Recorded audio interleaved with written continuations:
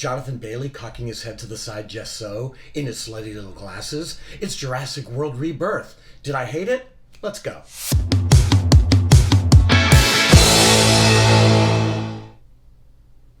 Oh, hi. Welcome back to another edition of Glenn Hates Everything. Today we're going to do things a little bit differently.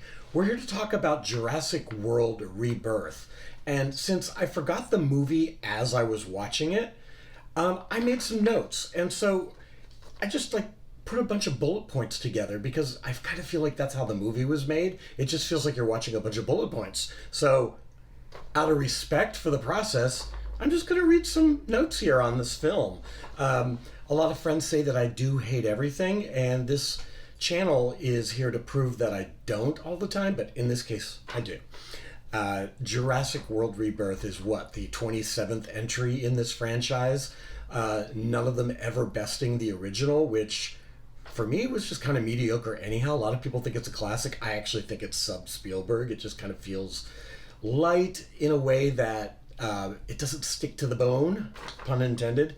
But this one is kind of a rebirth in the sense that it's almost a standalone. It doesn't quite tie together with any of the others. There are no character carryovers from any of the previous films. So, they're starting fresh-ish.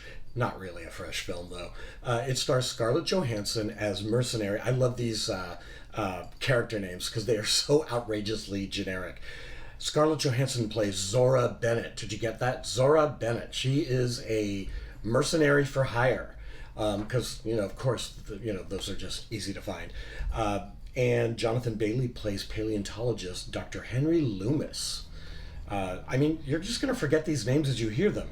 They are recruited by Martin Krebs, a pharmaceutical rep played by Rupert Friend, who wants to go to one of the islands where a lot of mutant dinosaurs have been living. They're, hybrids, and other dinosaurs are walking the earth everywhere else, but the most dangerous ones are on this island, and yet they hold properties that could cure heart disease.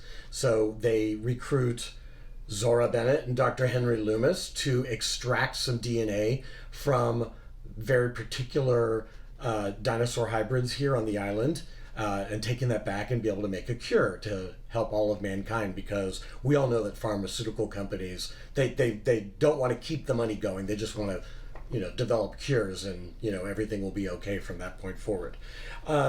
Scarlett Johansson's Zora Bennett, in case you forgot her character name already, recruits Mahershala Ali's Duncan Kincaid, who assembles a crew on his boat, and they take off for one of these secret islands where all of these dinosaurs are living. So far, so good. But the first hour of the movie, Gareth Edwards, who I thought made a nice splash with the movie Monsters, decides that he wants to play in the Jaws sandbox for an hour. And so we're on a boat hunting a sea creature, just like in Jaws. Or in this case, it's the Mosasaurus that they're looking for. And this is one of those big dinosaurs that swims underwater, and it rolls when it rears up and out of the water. And all I kept thinking during this sequence, as exciting as it was, and this is not like the worst movie ever made. It's entertaining. It just, you'll forget it as soon as you see it, like I said. But, it's a good time at the movies. You'll remember that you ate your popcorn, I guess. But that Mosasaurus sequence, I couldn't help but feeling that it existed solely to advertise Velocicoaster at Universal's Islands of Adventure down in Orlando, which finishes with what they're calling the Mosasaurus roll, because you do this Heartline roll right over the water. And I've been on it. It's amazing. And so if they want that product placement, good on them, because it's for a good cause. And so after this Jaws-like hour where we see our heroes on their boat hunting it, and then there's this other family on another boat who gets shipwrecked, who also see this Mosasaurus, and they're in danger, and they rescue them, and they all kind of become castaways on this island when they kind of crash ashore.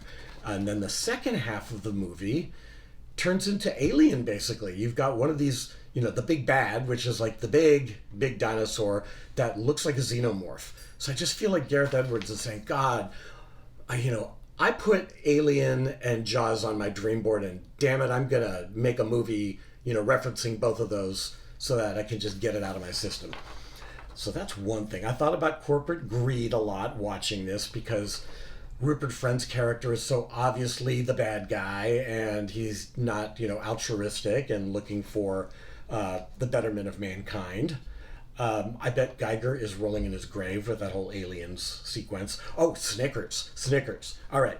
I wrote, Snickers better not have provided product placement because it makes them look like murderers. The opening sequence. You'll see what I'm talking about when you see that. Not a terrible opening sequence either, but you kind of do worry about safety protocols and how, nobody's minding the store. And so things started to feel odd right away. And then I just noticed that the tempo was very slack throughout, as if the editor was just allowing too much breathing room, which bothered me. I just thought this thing just, there's too much dead air in between characters talking to each other in a popcorn film. They should be like snappier. So, that was a problem for me. What can I say? Here's what I said happens in the movie. Things happen with the dinosaur, and then another thing happens with another one. And then a child looks at a cutesy one, and then another thing happens with another dinosaur. And on it goes. Where we've got these two different factions wandering the island where just things kind of happen because, that's the part in the Sid Field screenplay book where, you have to have some rising tension. It's just kind of slack and lazy. All the characters are kind of one note, and I love these actors, they're all great in other films, but here they just play heroic, or like I said, Jonathan Bailey, he just cocks his head a lot and, looks cool in his glasses. But it's not enough to hang a film on. So is it the worst in the Jurassic world? No, it's probably up there, but not good enough for me. What do you think? Have you seen it yet? It comes out July 2nd on a Wednesday. I had the privilege of seeing it a week ago, and I don't remember it. So not a pretty good endorsement of the film, I would say. Thank you for letting me read my notes today. Otherwise, I would not know what to say about this. So let me know in the comments below what you think, and until then, later haters.